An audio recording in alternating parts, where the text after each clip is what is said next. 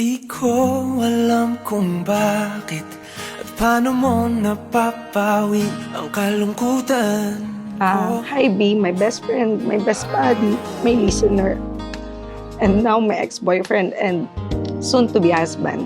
Salamat sa 11 years nating patuloy na pagsasamahan. Salamat sa pagtatama mo sa tuwing nagkakamali ako. Sa pagpapatawa mo tuwing malungkot ako. Gusto ko ding magpasalamat sa iyo sa lahat.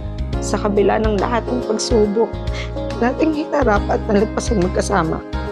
Hi B, gusto ko lang sabihin sa iyo na salamat dahil sa loob ng 11 years may ito pa din tayo, natiling matatag at nalalampasan yung mga madaming bagay na sumubok sa atin. Sa piling mo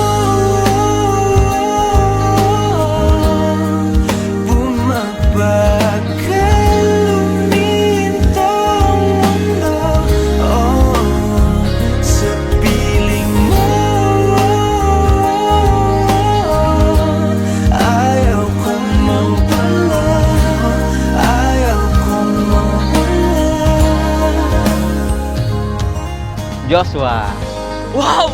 Thank you, Idol! Wow! Thank you! Excited na ako na magiging husband na kita. Sana sabay pa rin nating harapin bilang mag-asawa ang lahat ng hirap, saya. Dumating man tayo sa mga punto na halos sumuko na tayong dalawa dahil sa madalas na hindi na tayo nagkakaintindihan. Pero hindi natin lagi hinahayaan na mangyari yun. Alam nating dalawa na sa isang relasyon napagdadaanan talaga yung mga bagay na gano'n. Kaya salamat.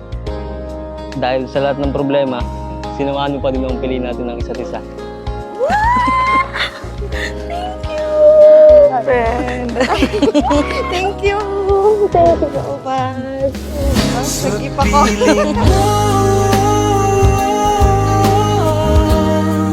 bumabagal lumintang mundo. Sa piling mo ayaw kong mawala, ayaw kong mawala. Pangako na ikaw ay aking pakamamahalin nang higit sa pagmamahal ko sa iyo nung tayo ay magkasintahan pa lamang.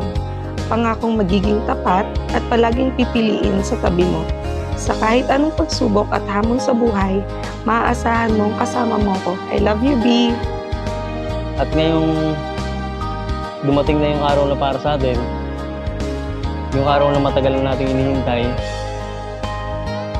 alam ko, dito pa lang magsisimula yung mga bagay na susubok pa sa atin.